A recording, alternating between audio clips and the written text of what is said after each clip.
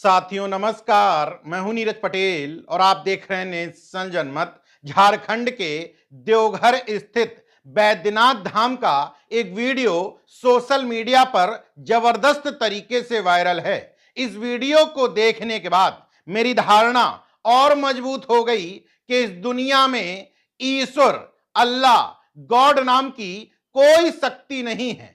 दूसरी धारणा, जो धर्म के ठेकेदार कहते हैं ईश्वर के दर पर हर कोई बराबर है, लेकिन यह वीडियो चीख चीख करके कह रहा है कि ईश्वर के दर पर हर कोई बराबर नहीं है, क्योंकि उस दर पर बराबरी का फैसला वो पत्थर की प्रतिमा जिसको ईश्वर कहा जा रहा है वो नहीं करती, बल्कि उस धर्म स्थल के अंदर किसको वीआईपी दर्शन कराए जाएंगे, किसको वीवीआईपी कराए जाएंगे, किसको धक्के मारे जाएंगे, किसको बाहर से भगा दिया जाएगा, यह तय करता है भक्त और उस पत्थर की मूर्ति के बीच का बिचौलिया, यानी कि मंदिर का पुजारी, जो अमूमन एक ही जाति का होता है।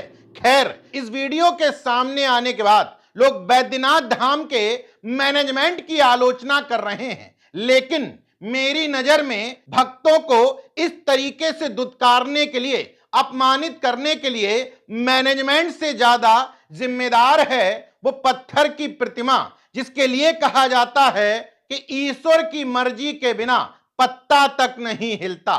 अगर वास्तव में ईश्वर की मर्जी के बिना पत्ता नहीं हिलता तो उसके ही दर पर, यानी कि उसके धर्म स्थल पर अगर भक्तों के साथ इस तरह का दुर्व्यवहार किया जा रहा है, दोयम दर्जे का बर्ताव किया जा रहा है, तो इसके लिए वही जिम्मेदार है। खैर, ये तो भक्तों को दुत्कारा जा रहा है जब विभिन्न धर्म स्थलों के अंदर, चाहे वो किसी भी धर्म के हों, जब उनके अंदर उसी धर्म के ठेकेदारों द्वारा बच्चियों की अस्मत लूटी जाती है, तो क्या वो सब उस धर्म के तथाकथित ईश्वर, अल्लाह या गॉड की मर्जी से हो रहा होता है? इसलिए इस थ्योरी को बदलना पड़ेगा, या तो मानना पड़ेगा कि ईश्वर, अल्लाह, गॉड की मर्जी के बिना पत्ता हिलता है, और अगर पत्ता नहीं हिलता है तो यह मानना चाहिए विभिन्न धर्म स्थलों के अंदर जो रेप होता है बच्चियों, लड़कियों और महिलाओं के साथ, उन सब में उन धर्म के ईश्वर, अल्लाह, गॉड की मर्जी शामिल है। बहरहाल, ये बात मैं कई बार समझा चुका हूं, लेकिन इस वीडियो में मैं दूसरा सबसे बड़ा गुनहगार मानता हूं इन अंधभक्तों को। आखिर वहां करने ही क्या जाते हो? अगर दुत्कार कर भी तुम संतुष्ट हो तो मेरे जैसे तर्कवादियों को कोई लेना देना नहीं है।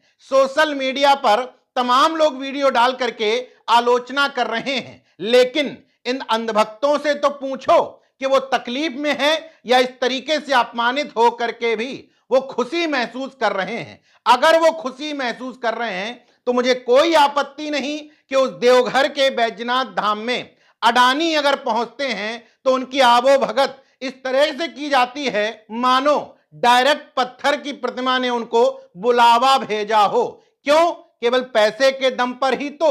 उसी देवघर मंदिर से दूसरा वीडियो आता है जिसमें सांसद मनोज तिवारी और विवादित सांसद निशिकांत दुबे आराम से टहलते हुए वीआईपी दर्शन करते हुए देखे जा सकते हैं। हालांकि निशिकांत दुबे और मनोज तिवारी पर एफआईआर भी दर्ज होती है, क्योंकि उन्होंने उस धर्मस्थल के नियमों को तोड़ते हुए जबरन एक खास स्थान पर प्रवेश करने की कोशिश की थी। लेकिन क्योंकि वो धर्म की सबसे बड़ी ठेकेदार भारतीय जनता पार्टी के सांसद थे, इसलिए एफआईआर दर्ज होने के बावजूद, धर्म को ठेस पहुंचाने के बावजूद कुछ नहीं बिगड़ा।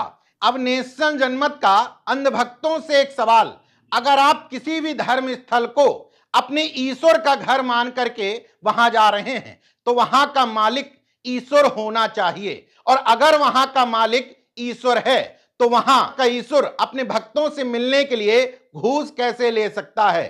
देश के तमाम मंदिरों में अलग अलग रेट हैं। अगर इतने समय में दर्शन करना है तो इतने रुपए का टिकट, और जल्दी करना है तो इतने रुपए का टिकट, तुरंत पहुंच जाना है तो अतिरिक्त घूस दे करके वहां पहुंचा जा सकता है। और अगर ये घूस, ये टिकट का पैसा ईश्वर नहीं ले रहे हैं। तो यही तो मूल सवाल है कि आखिर जिस धर्मस्थल का मालिक ईश्वर है ही नहीं बल्कि भक्त और ईश्वर के बीच का बिचौलिया है, तो वहां अपमानित होने के लिए, धक्के खाने के लिए, गाली खा करके वहां से भगा दिए जाने के लिए जाते ही क्यों हो? जब उन धर्मस्थलों पर भी अमीरी गरीबी का भेद किया जाता है तो फिर ईश्वर के दर पर सब बराबर कैसे हो गए?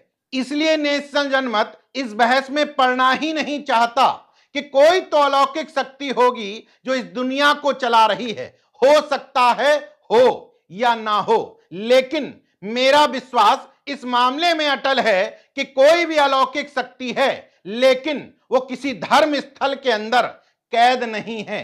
क्योंकि उन धर्मस्थलों के अंदर अगर कोई अलौकिक शक्ति विराजमान होती तो वो स्वार्थी मनुष्यों की तरह चापलूसी पसंद नहीं होती और अपनी चापलूसी में कई कई किलोमीटर दूर से पैदल चलकर आने से, लेट कर आने से, लौट कर आने से, अपनी शान में स्तुति गान करवाने से, चालीसा पढ़वाने से, प्रार्थना करवाने से, इबादत करवाने से प्रसन्न नहीं होती। लेकिन ईश्वर की सत्ता स्थापित करने से तमाम लोगों का धंधा चलता है, क्योंकि ईश्वर के नाम पर जो कुछ भी हासिल होता है वो बिचौलियों की अय्यासी के काम आता है। मेरा काम है समझाना, समझ में आ जाए तो ठीक है, वरना यूं ही धक्के खाते रहो, नेशन जनमत को कोई आपत्ति नहीं। बाकी देखते रहिए नेशन जनमत, जागरूक और सजग बने रहिए। जय विज्ञान, जय संविधान, जय लोकतंत्र। धन्यवाद।